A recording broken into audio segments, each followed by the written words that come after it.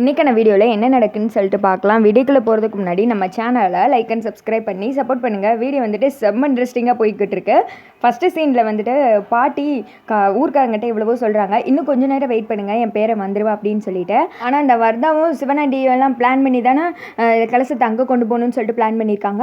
அவங்க பேச்சை கேட்டுட்டு ஊர்க்காங்க எல்லாரும் இருக்கட்டுமா, உங்கள் பேரை இருக்கிற அந்த இடத்துக்கே நம்ம போயிடுவோம் அப்படின்னு சொல்லிட்டு மண்டபத்துக்கு போகலான்னு சொல்கிறாங்க. பாட்டிக்கு வந்துட்டு பக்கு பக்குன்னு இருக்குது, என்ன சொல்கிறதுன்னு தெரியலையே அப்படின்னு சொல்லிட்டு முடிச்சுக்கிட்டு இருக்கும்போதே வாங்க வாங்க கிளம்புவோம் அப்படின்னு சொல்லிட்டு எல்லாருமே வந்துட்டு கிளம்பிடுறாங்க. மேலே வெயிட் பண்ணால் சரி வராது அப்படின்னு சொல்லிட்டு விறுவிறுன்னு பாட்டி கார்த்திக்கு தான் வந்துட்டு கால் பண்ணுறாங்க.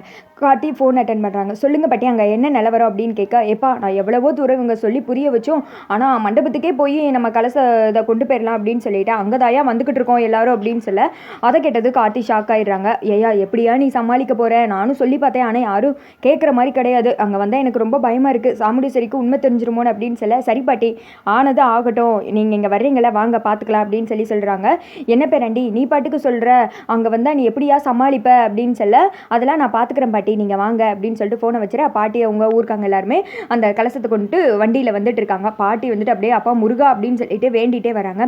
இங்கிட்டு வந்துட்டு நம்ம மயில் கேட்குறாரு, என்னாச்சுப்பா ரொம்ப வந்துட்டு படபடன்னு பேசுகிற மாதிரி இருக்குது அப்படின்னு சொல்ல, ஊருக்காரங்க எல்லாருமே சேர்ந்து கலசத்தை எடுத்துகிட்டு இங்கே மண்டபத்துக்கு தான் வர்றாங்க அப்படின்னு சொல்ல, எப்பா என்னப்பா இது, நீ வேறு புதுசாக ஒரு குண்டை தூக்கி போட்டுட்டு இருக்க, அவங்க எல்லாரும் இங்கே வந்துட்டா இப்போ எப்படி அத்தைக்கிட்ட சமாளிக்க போகிறோம் நம்ம, அப்புறம் நீ தான் ராஜா சேதுபதியோட பேரன்னு தெரிஞ்சிடும்ல அப்படின்னு சொல்ல, அதுக்கு ஒரு வழி இருக்குது, ஏதாவது ஒன்று பண்ணலாம் அப்படின்னு சொல்ல, என்னமோப்பா நீ வாட்டுக்கு சொல்கிற, எனக்கு இன்னைக்கு எப்படி நம்ம சமாளிக்க போகிறோன்னு தெரியல, சரி வா போகலாம் அப்படின்னு சொல்லிட்டு இவங்க அந்த இடத்த விட்டு காலி பண்ணுறாங்க. இதெல்லாம் வந்துட்டு சந்திரா ஒளிஞ்சு நின்று பார்த்துட்டு தான் இருக்காங்க.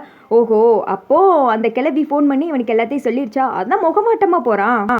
இருக்கட்டும், இவ இப்படியே வந்துட்டு டார்ச்சர்லேயே வச்சுருக்கணும், கடைசரிக்கு இவனால் எதுவுமே பண்ண முடியாது, ஊர்க்காரங்களாம் வந்து இவன் தான் பேரன்னு சொல்லிட்டு அக்கா கிட்ட சொல்ல போகிறாங்க. அப்புறம் என்ன இவனை கழுத்து பிடிச்சி வெளியில் தள்ள போகிறாங்க.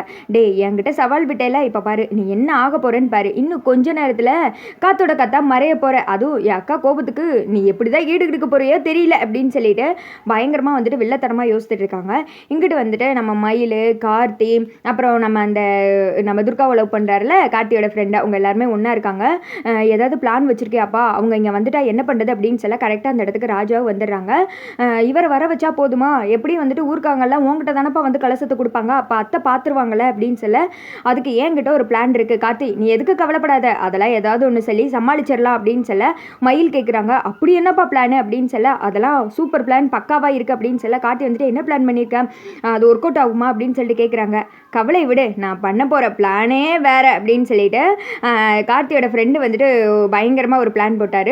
இதுக்கிடையில் நம்ம சந்திரா இருக்காங்களா, அவங்க வர சிவனாண்டிக்கு வந்துட்டு கால் பண்ணுறாங்க. எங்க அந்த கிளவி கால் பண்ணி இவங்ககிட்ட எல்லா உண்மையும் சொல்லிடுச்சுங்க, இவன் வந்துட்டு அலர்ட் ஆகிட்டான், ஏதாவது ஒன்று பண்ணி ஊருக்காங்க எந்த திக்கம் போகாமல் ஸ்ட்ரெயிட்டாக வந்துட்டு மண்டபத்துக்கு வர சொல்லுங்கள் அப்படின்னு சொல்ல, நீ எதுக்கு கவலைப்படாத சந்திரா, இப்போ தான் வர்தாக்கு ஃபோன் பண்ண, எல்லாருமே அங்கே தான் வந்துக்கிட்டு இருக்காங்க அப்படின்னு சொல்ல, அங்கிட்டு வந்துட்டு இருக்க காமிச்சிட்டு இருக்காங்கல்ல, அப்போ வந்துட்டு வரதா மனசில் யோசிக்கா, ஏ கிளவி இன்னையோட உன் குடும்பம் ரெண்டாக பிரிகிறது தான், என்னோட பகையும் ஒட்டுமொத்தமாக முடிய போகுது, உன் பேரன் யாருன்னு சொல்லிட்டு அடையாளம் காட்டி கொடுத்துட்டு நீ எப்படி அவமானப்பட போகிறேன்னு நான் பார்க்கத்தான் போகிறேன் அப்படின்னு சொல்லிட்டு பாட்டி வந்துட்டு முன் சீட்டில் உட்காந்துருக்காங்க. அப்படியே அந்த பாட்டியை முறைச்சமானிக்கே வரதா நக்கலாக சிரிச்சுட்டு வந்துட்டு இருக்காரு.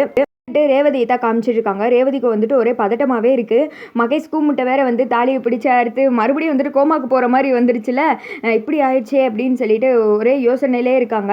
கார்த்தி வந்துட்டு நமக்காக எல்லாத்தையும் பார்த்து பண்ணுறாங்க, நமக்கு ஒரு ஆபத்துனா அவர் தான் வந்துட்டு உடனே வந்து காப்பாற்றுறான், நான் வந்துட்டு எடுத்த முடிவு சரியா, நான் ஃபாரின் போக எடுத்த முடிவு சரியா அப்படின்னு சொல்லிட்டு ரேவதி வந்துட்டு ஒரே குழப்பத்திலே வந்துட்டு இருக்காங்க. இங்கிட்டு வந்துட்டு கலசத்தை கொண்டு எல்லாருமே மண்டபத்துக்கு வந்துடுறாங்க.